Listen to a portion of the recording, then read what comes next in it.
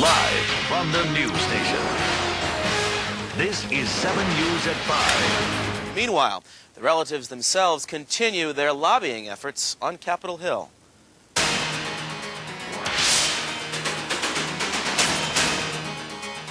We don't mean no harm for Elian. We want him to be in a free country with his father, not alone. We want his father to be with him. Okay, we want his father to be with him, but free. For a second day, the emotional pleas of Elian's cousin ring in the halls of Congress. And for a second day now, key members like Florida Senator Connie Mack are inviting them in, and they're listening. The case, as the relatives and the Cuban-American National Foundation lay it out, is straightforward. The INS decision to return Elian to Cuba should not be carried out because the father's demands are not truly his own. I think there is overwhelming and compelling evidence that INS decision was based on flawed or false information because of the coercion that the family is being subjected to in Cuba. Among other evidence, the family provided lawmakers with a copy of a telephone bill.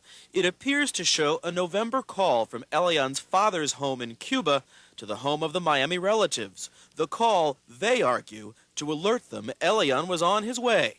Days later, cousin Georgina remembers this conversation. My uncle called Juan Miguel to let him know his son was okay and that we were taking care of him. And his answer was, quote, "Take care of him until I can go," meaning going to the United States. That was very clear. That evidence and a study of Cuba's human rights record enough to gain the support of this Maryland congressman. He now is here. Our Constitution protects the rights of people. It doesn't say citizen anywhere. He looks like people to me. His destiny needs to be decided in our family courts, not in the INS.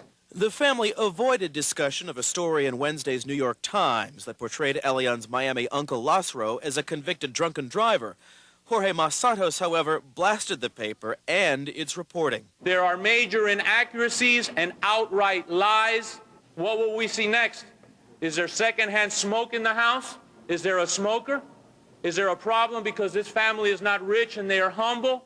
The family, obviously eager to put all of this behind them, hinted they would be willing to see Elian placed with some of his other Miami relatives, so long as it means he can stay in the U.S. Whether it's with me or with my cousin or with my aunt, if that's for his best interest, that's what I am going to do. Meantime, the beach is still shut down here in Port Hueneme because they are concerned that aircraft parts and even bodies could be washing ashore.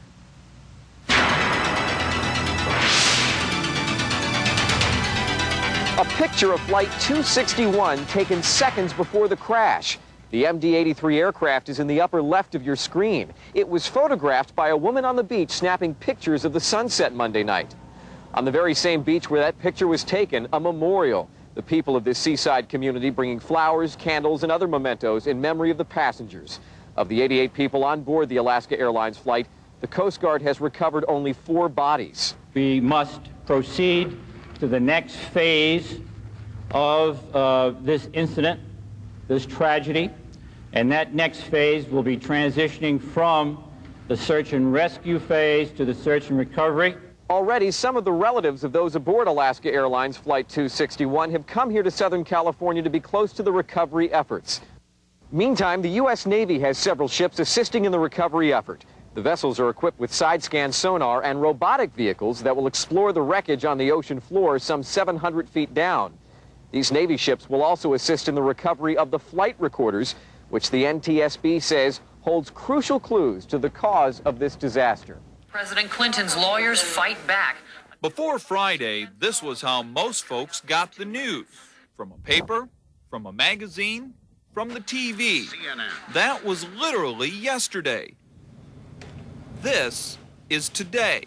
The Kenneth Starr Report is all over the World Wide Web and in the hands of Hoosiers sipping Saturday morning coffee in Broad Ripple.